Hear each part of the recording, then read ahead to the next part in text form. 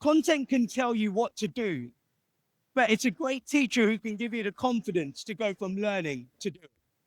What you find in great teachers is they're able to connect content to your context, but in a very engaging conversation, in a two-way dialogue where we're interacting with each other. Because the reality is, school and traditional education, we often learn things where we're not in the context to be able to apply the thing we've learned. And quite often it might be many years later or never before we do it. This episode of L&D Disrupt is brought to you by HowNow, the learning platform that actually makes learning matter.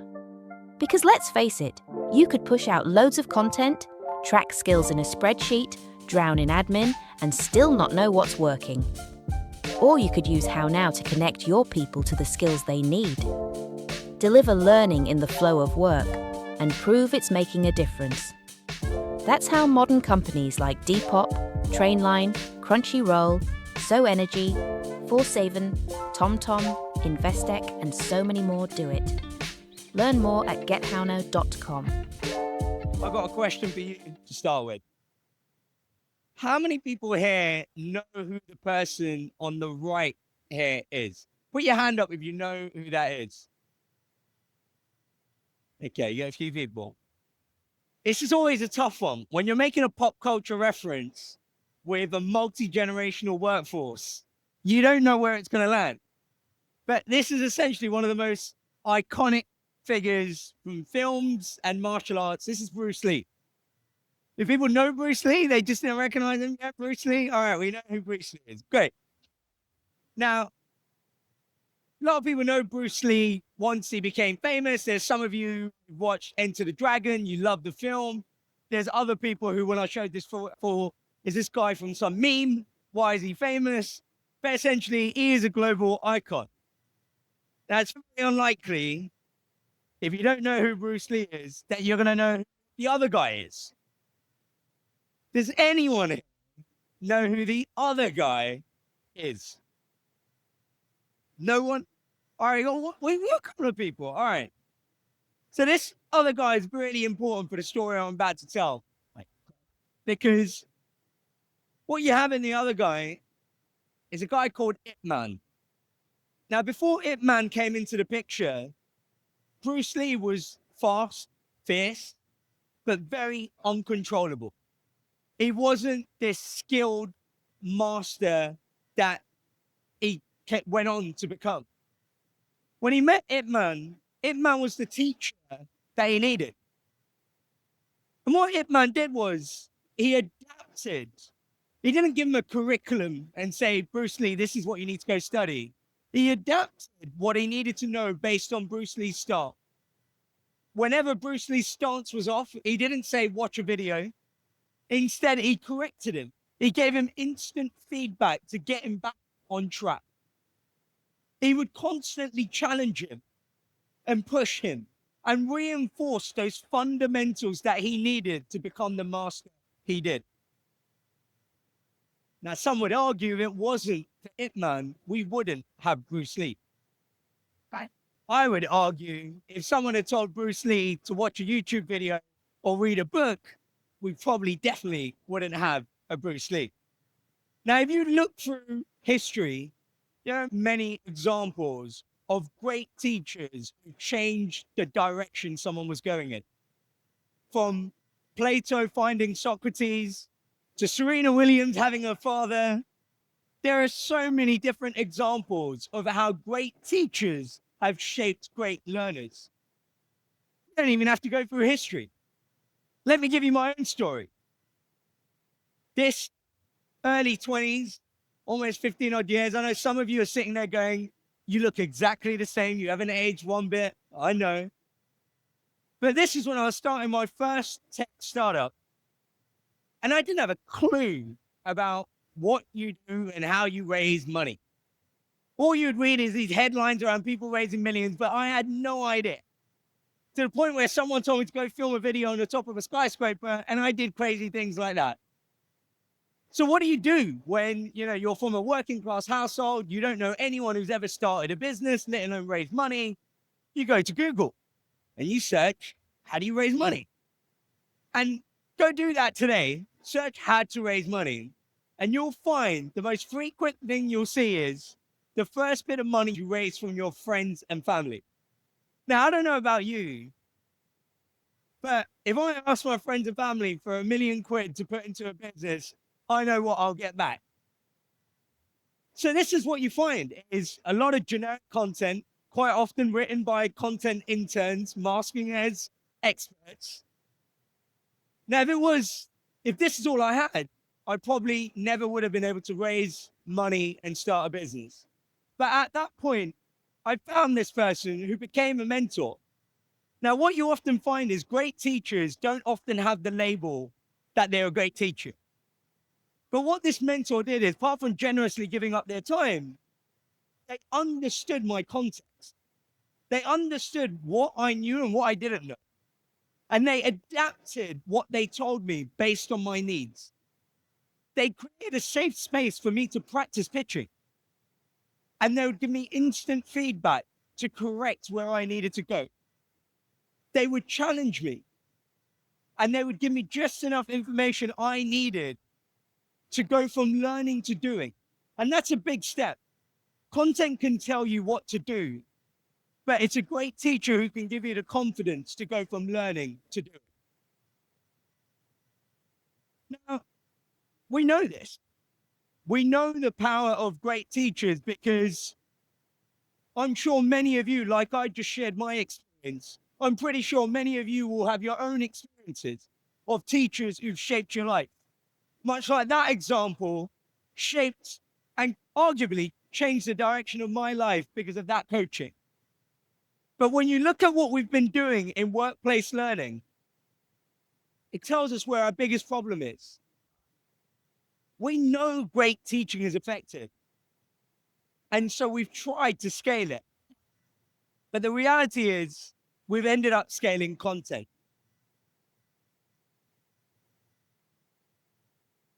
Let's look at a timeline of what's been happening in L&D. And this goes to show that we've got the right intentions.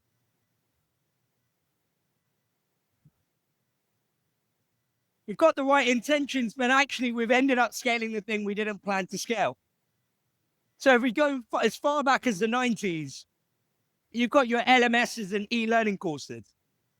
Now, this was really good at scaling access to content. But what we can all probably agree on is they weren't as effective at scaling learning. So you could store it, you could have it online, people can find it. It was great because it was self-paced and it was easy for people to do it at their own speed. But what it didn't have, it didn't give me feedback. It didn't understand my context. It couldn't tell the difference between you or you. It didn't know my business. And so it couldn't bring in that level of feedback and context that you would get from great teaching. Then we gradually improved on that. What we started to see is more role-based learning. You're a new manager, here's a pathway. You just joined the sales team, here's a pathway. Now, this was slightly better because it was a bit more relevant than your kind of one-size-fits-all static learning. But what it lacked was it was still passive. A lot of people do. That doesn't mean I'm learning anything. I can't do that when I'm having a one-to-one conversation with a teacher. I can't sit there passively. It's active learning. I'm engaged. We couldn't meet that requirement. And then someone somewhere thought, I know what the problem is. These courses are too damn long. And so we started seeing micro-learning and bite-size. Now, this was great because it's easy engagement. We made content convenient, but it didn't have the depth that was required for complex skill building. And it still didn't bring my context into the picture. But now on a completely different track, you've got coaching and mentoring. Now, coaching and mentoring is really powerful because it does understand my context. you're able to, within a coaching and mentoring setup, you're able to personalize on that one-to-one level. But there's a problem with coaching and mentoring. It's so bloody expensive and difficult to scale. So what we did was, the thing that was too difficult to scale, we left it to the very elite leadership who can afford it. And what we did instead is we scaled the thing that was easier for us to scale. So in essence, what we ended up doing is we gave Bruce Lee a course, or rather a playlist of course, and we called it development. And we hoped Bruce Lee would become Bruce Lee. We gave Bruce Lee courses with no feedback and no context. Right. We didn't guide Bruce Lee with effective practice. We didn't adapt to Bruce Lee's needs. And so essentially what happened is we lost Bruce Lee. Now, what you think about is how many Bruce Lees, and I don't mean martial arts experts in your company, but how many people like that are in your organization who are not getting that right type of teaching experience, and therefore we never actually realize their full potential. So this isn't just about, oh, this is a nice to have.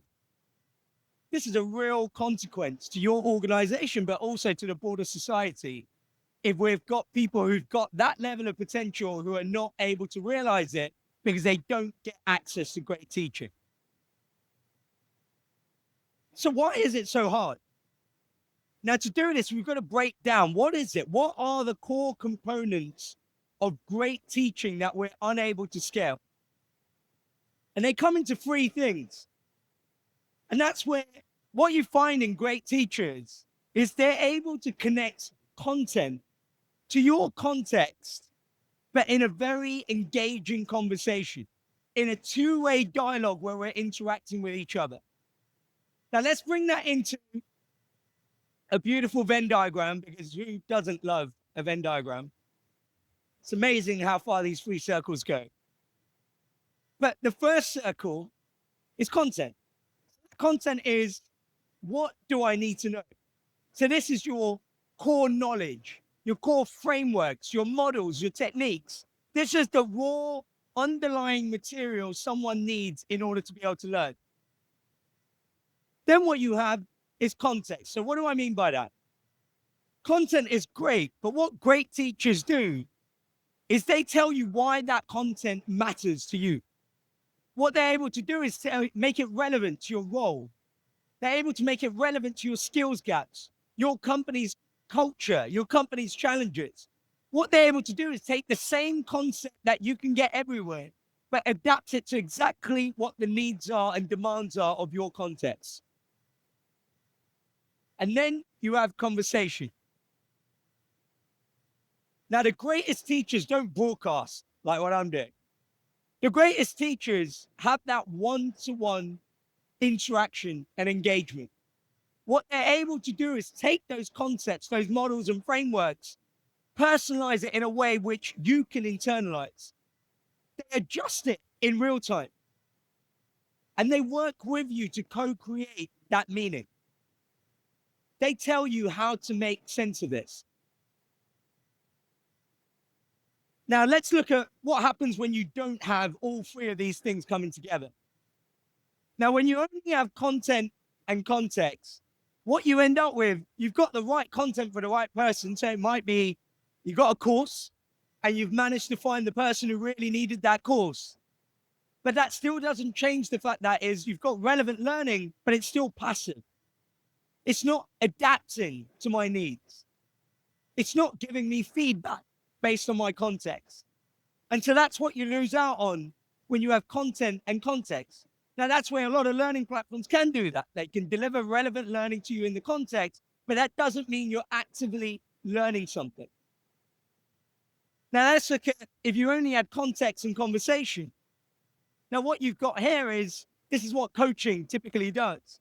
It's giving you the guidance, but without any real content, without the depth of expertise to take it there.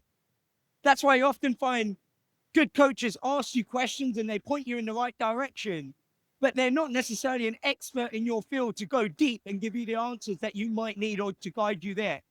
So that's the gap that you have when you've got context and conversation. And then you've got a last one, which is where you've got content and conversation. Now, the best example of this is your kind of one-to-one tutoring and teaching. Now, this is where they've got the expertise to discuss the material. They're doing it in an engaging way, but they don't have the context to make it land. Now, a great example of this is actually school education. Now, I want to know how many people have used algebra, right, in their day-to-day work? One, but two people. Three. I'm glad school worked out for you there. Because the reality is school and traditional education, we often learn things where we're not in the context to be able to apply the thing we've learned. And quite often it might be many years later or never before we do it. So that's why tutoring is great, engaging way for us to actively learn. And I'm sure we all learn algebra to be able to take our exams, but that doesn't mean we were able to apply it in a context in a meaningful way. So that leaves me with my beautiful Venn diagram, which I've decided to call the 3 C's of capability building, because when you nail it and you get all 3 of these things to come together, what you get is you're building capability. You're helping people get the knowledge, the skills they need to be able to do their job really well. Now, when you bring these 3 things together, now for anyone who's read my book, Learning at Speed, you'll see I have a chapter on talking about the learning flywheel. But what the learning flywheel brings together is 2 loops. One is the learner's loop, which is the learning experience loop.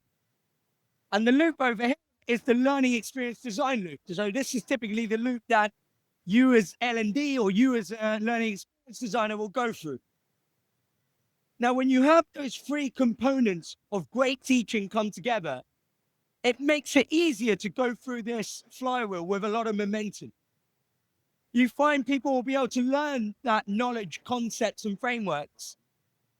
They're in an interaction where they can practice it and immediately get feedback. But what's really good here is the feedback has 2 meanings. One is the feedback you give the learner. The other one is the feedback the learner gives the teacher. Now, that's really important because when the feedback comes, the teacher is then able to ideate and build and test a learning experience. That's when I go, okay, it doesn't seem like what I said here is helping this person. So I'm going to slightly say it in a different way. That's the feedback loop that creates a new learning experience to drive that learning loop. Now, the problem is when you're going through this manually, it's hard to scale. But without doing this, you can't build momentum in the learning flywheel. So where are we going with this? We really wanted to solve this problem. And we were trying to think, how can we do this? How can we not scale content and instead scale great teaching? And this is where technology was progressing, and we had AI agents that came into the picture. Now, up until about 18 months ago, the most famous agent you would have known was called Bond and was 7. But now the most famous agent you have is AI agent. Now, for anyone who's not familiar with the idea of AI agents, quite simply, we're talking about prior to AI agents, you would have had to tell AI one by one each task. Say, to get something done, there are 5 steps. I would have to tell AI to do step 1, then it'll come back to me. Then I have to say step 2. And so it would take a lot of effort from your side. But with AI agents, what you have is AI that can make decisions and figure out what all of the steps are to get to your outcome. So you no longer need to break down all the steps and tell it, this is what step 1 is, this is what step 2 is. It can figure that out. All you need is the start and the outcome that we need to get to. Now, we really wanted to solve this problem, and we thought AI agents gave us an opportunity to scale teaching in a way that wasn't possible before. So we started researching and experimenting to see what we could do. So I'm going to show you what we found.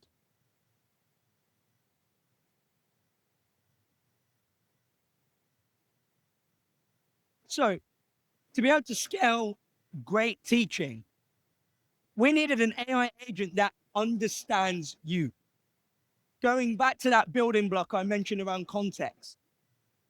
So what we ended up doing was we built an AI agent that knows your role, of course, but it can break down your role into tasks and behaviors. So what are the tasks and behaviors that you need to be able to do? And then it can break down from there, what skill and proficiency level do you need to have in order to be able to do those tasks? And what it's able to then do is interact with you to assess where you are in that skill proficiency level. So what it's doing, like any great teacher, is understanding your context. What do you do? What do you need to know? What don't you know? And what gaps do we need to bridge? So that was the starting point for giving an AI agent your context so it can start to be a great teacher. Then we needed an AI agent that knows this context and it could challenge you. It can ask you the tough questions. But more than that, it could create a safe space for you to practice. So what we ended up doing was we built an AI agent. It knows what you do for a job. It knows what your day-to-day looks like.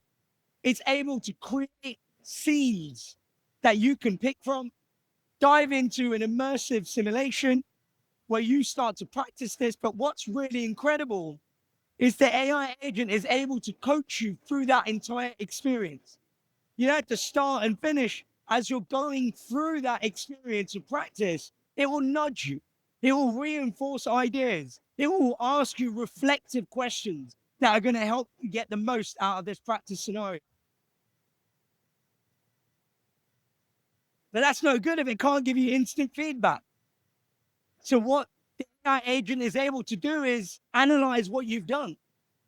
And based on its knowledge base, based on the organization's knowledge, based on the world's knowledge, what it's able to do is tell you what you did well, but also help you reflect on what you could do better.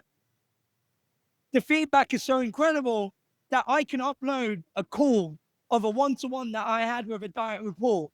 It would be able to analyze that and give me constructive feedback around what I could have done better. Most importantly, what you only get through a conversational learning experience in such a dynamic way is it adapts to you. So you can ask this AI agent a question, it will answer.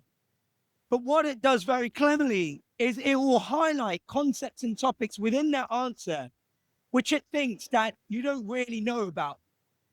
And so when it hyperlinks it, all you need to do is click on that concept and it will automatically generate a tailored response just for you to help you understand that concept and topic. In the same way, if I was interacting with a teacher and I said to a teacher, you just said this, but I don't know what this means.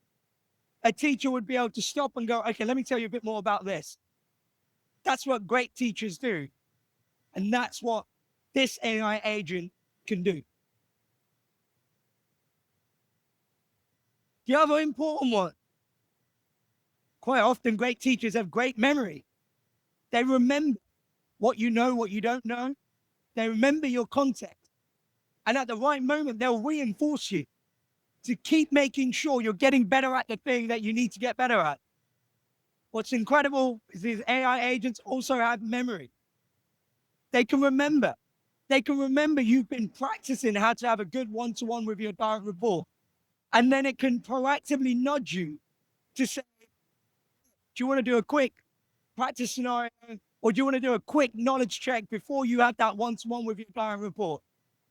That's what AI agents can do.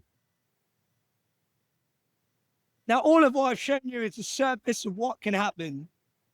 But all of this is happening in one seamless conversation, which we all know how to do. And it's able to bring that great teaching at scale, on demand, in the flow of work. Now, this new kind of teacher, we're calling it HowNow Guru. And we think it changes the paradigm. And we're not here because we're excited about something new we've built.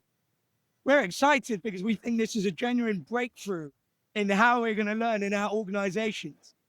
Because it introduces a new kind of teacher where it's a lot less Netflix for learning and a lot more what I'm calling like a personal trainer for your brain. It's like a PT who can interact, engage, challenge, adapt to you. And that's what we think learning at work will look like and needs to look like. Now, with a lot of these things, you got to try it to believe it. And you can. I hope that's been useful. Thank you for your time. This is how we learn now. This episode of L&D Disrupt is brought to you by HowNow, the learning platform that actually makes learning matter. Because let's face it, you could push out loads of content, track skills in a spreadsheet, drown in admin, and still not know what's working. Or you could use HowNow to connect your people to the skills they need. Deliver learning in the flow of work and prove it's making a difference. That's how modern companies like Depop, Trainline, Crunchyroll, SoEnergy, Forsaven, TomTom, Investec, and so many more do it. Learn more at gethownow.com.